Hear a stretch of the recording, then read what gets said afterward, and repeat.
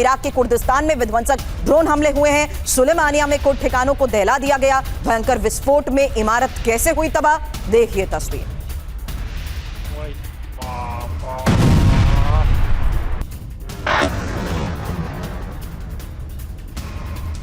वह ईरान के हमलों से सुलेमानिया कैसे कांपा। अमेरिकी सैन्य ठिकानों को दहला दिया गया। अमेरिकी ठिकानों में भयंकर विस्फोट से मची तबाही की एक और तस्वीर देखिए। ईरान के सबरीन न्यूज का दावा। अब इराक के इरबिल में ईरान की एयर स्ट्राइक को लेकर खबर है। इरबिल के स्ट्रैटेजिक ठिकानों पर ये हमले हुए हैं। इरबिल में सी-रैम एयर डिफेंस एक्टिव है और ईरान के कई ड्रोन्स को तबाह कर दिया गया। वर्ल्ड सोर्स न्यूज का दावा।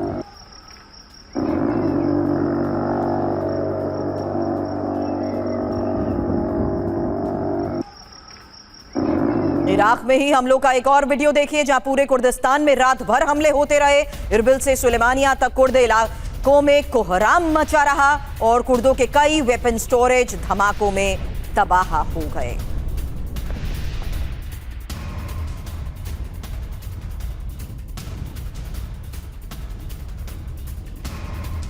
तो ईरान का हमला और कुर्दिस्तान कांपा। जहां इरबिल और सुलेमानिया में कुछ ठिकानों को कैसे दहलाया गया, वही बड़ी खबर है और तस्वीरें भी आपके सामने। सुलेमानिया में कुर्दिश मुख्यालय पर ड्रोन स्ट्राइक। सुलेमानिया में ही अमेरिकी सैन्य ठिकानों पर ड्रोन हमले। इरबिल में 2 हफ्ते से अमेरिकी और कुर्द ठिकानों पर एयर स्ट्राइक और इरबिल में ही सी-रैम एयर डिफेंस सिस्टम भी एक्टिव। हालांकि कुर्दिस्तान के पहाड़ी इलाकों में कई वेपन स्टोरेज तबाह, यही ईरानी मीडिया की तरफ से बड़े दावे भी किए गए हैं। अब सुधाकर सर, सवाल ये सीमित स्ट्राइक तक हम अभी तक सवाल करते थे, अब ये टिट फॉर टैट तक सीमित नहीं रह गया सर? क्या हम ये मान लें कि जिस स्तर पर अभी ऑपरेशंस हो रहे हैं उसमें प्रोलॉन्ग एस्केलेशन फेज की शुरुआत हो चुकी है सर? बिल्कुल बिल्कुल सुरभि, 2-3 चीज़ों को मैं हाईलाइट करना चाहता हूं आपका सवाल को मद्देनजर रखते हुए। नंबर 1, अमेरिका ऐसा एक स्थिति पे आ चुकी है जिसको हम कहते हैं अंग्रेजी में एस्केलेशन एंट्रैपमेंट। ये पहले से बोलते आ रहे हैं, अभी भी कह रहे हैं, लेकिन अभी जो एस्केलेशन हो रहा है ये देखिए, अगर यहाँ पे सवाल उठता है क्या डोनाल्ड ट्रंप ऑफ रैंप ढूंढ रहे हैं, क्या उनको चाहिए, वापस जाना चाहते हैं? मेरे विचार के मुताबिक इनको वापस जाना नहीं है। अगर वापस जाना होता तो एमओयू जो 17 जून को साइन हुई थी, ये बहुत बढ़िया बेहतरीन तरीका एक मिला था, तो एक उसका फ़ायदा उठाते हुए ये सबको वाइंड अप करके वापस चले जाते हैं। नंबर 1। नंबर 2, जब उनका स्टॉक पाइल, चलिए मेरे डिस्टिंग्विश को पैनलिस्ट साहब पांडे साहब तो कह रहे हैं 50% डाउन हुआ है, मेरे हिसाब के मुताबिक 29 to 33% तक आ चुका है, जबकि 65 to 75% स्टॉक पाइल के बिना कोई भी मिलिट्री फोर्स इस किस्म एक्सपेडिशनरी फोर्स जाके दूसरे देश के खिलाफ 11,000 किलोमीटर दूरी से हमला नहीं करता है। तो इसलिए आज के दिन में 29 to 33% स्टॉक पाइल डाउन होने के बाद कोई भी ऑफेंसिव एक्शन लेते हैं, ये एक, मैं कहूँगा ये एक सुइसाइडल मिशन है। It is highly hazardous and dangerous for him. तीसरा चीज़ मैं यहीं पे कहना चाहता हूँ, ये और कुछ कारण है जिसको हम चर्चा नहीं कर रहे हैं, हिडन एजेंडा। इनका इच्छा यही है, चाहे मिड टर्म इलेक्शन हो ना हो, चाहे कुछ भी आउटकम हो, वो हार भी जाते कोई फर्क नहीं पड़ता है, लेकिन उनका वो एजेंडा जब तक पूरा नहीं होगा तब तक इसी तरह फ्लिप फ्लॉप, साइन और कॉस थीटा की तरह पानी की जो तरंग होता है, इसी तरह कभी ऊंचे पीक लेवल पे, फिर ठंडा हो जाएंगे, बातचीत का माहौल पैदा करेंगे, फिर उसको पिकअप करेंगे, इसी तरह वो चलते रहेगा।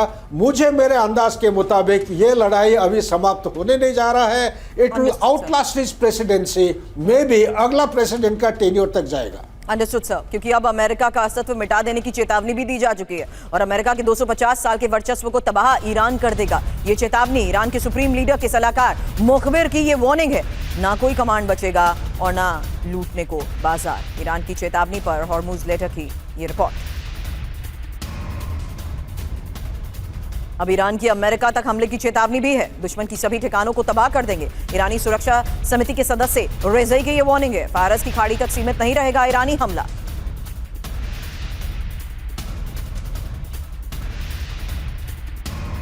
आक्रामक ईरान बैकफुट पर अमेरिका। हालांकि ईरान के अधिकारी और नेता अमेरिका को सीधे धमकी दे रहे हैं। ईरानी सुरक्षा समिति के सदस्य रिज़ई ने अमेरिका तक हमले की चेतावनी दे दी है। फारस की खाड़ी से आगे अमेरिकी बेस पर हमले की ये वार्निंग है और ईरान के सुप्रीम लीडर के सलाहकार मुखबिर की ये चेतावनी, जहां अमेरिका के 250 साल के अस्तित्व को तबाह ईरान कर देगा। और बहुत बड़ी जंग की तैयारी ईरानी सेना कर रही है। इजरायल पर नए सिरे से हमले शुरू करने की ये तैयारी है और IRGC ने हमले के लिए टारगेट भी सेट कर लिए हैं।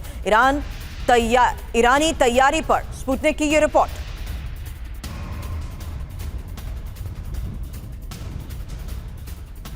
तो पूरे ईरान में मिलिट्री मूवमेंट भी तेज हो चुकी है। ईरान के कई प्रांत में तैनात की गई है सेना और इराक बॉर्डर के नजदीक टैंक की तैनाती और देशफुल एयरबेस को खाली कराया गया। ईरानी तैयारी पर ही विजनर जियो की ये रिपोर्ट है।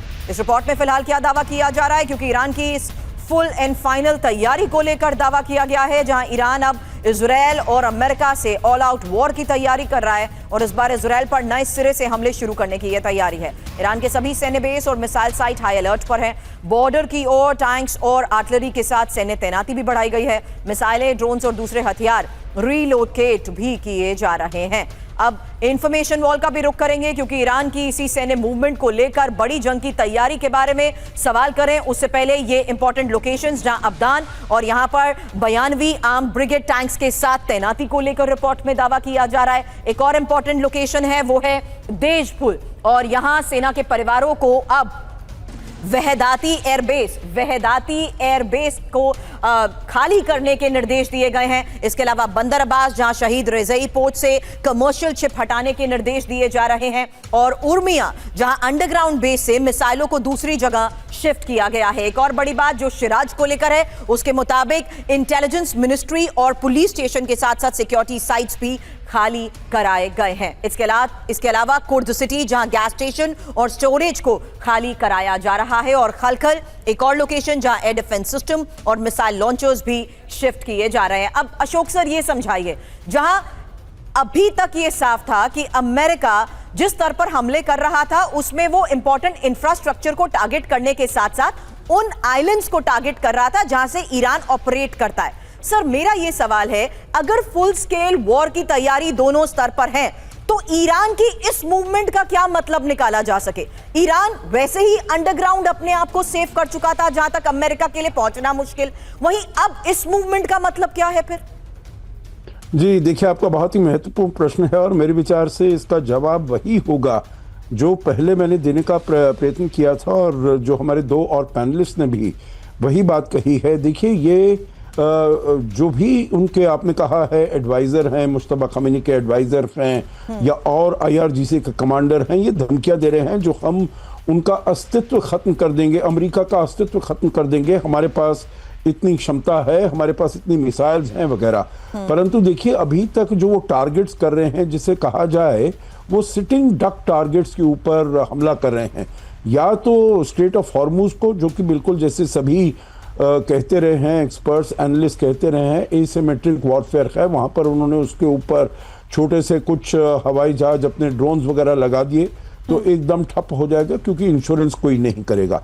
दूसरी बात है, वहाँ पर सुरभि जो भी वो अटैक्स कर रहे हैं वो इन गल्फ स्टेट्स के ऊपर कर रहे हैं जो कि जिनके पास ऐसी क्षमता नहीं है, वो नहीं चाहते, जो उनका जो बिजनेस मॉडल बना है, जो हमने इतने सालों में जो बनाया है, जो हम सिक्योरिटी है, शांति है, पीस है, प्रोस्पेरिटी है, वो वाला हम अपना बिजनेस मॉडल ख़त्म करें। तो देखिए उनके परंतु वो अमेरिका डायरेक्टली उनके जो नेवल वेसल्स हैं वहाँ पर या इजराइल के ऊपर आपने देखा होगा पिछले कुछ सप्ताह में उन्होंने बिल्कुल अटैक नहीं किया है। तो इसीलिए वो सॉफ्ट टारगेट्स के ऊपर अटैक करके चाहते हैं जो अपना ऑब्जेक्टिव है वो पाया जाए। परंतु ये सब होते हुए वो ये नहीं चाहते जो उनकी जो वल्नरेबिलिटीज हैं, जैसे आपने बंदर अब्बास का बोला, जैसे आपने उर्मिया का बोला, तो इसीलिए वो ये प्रयास कर रहे हैं जो इनको तो हम बचा कर रखें।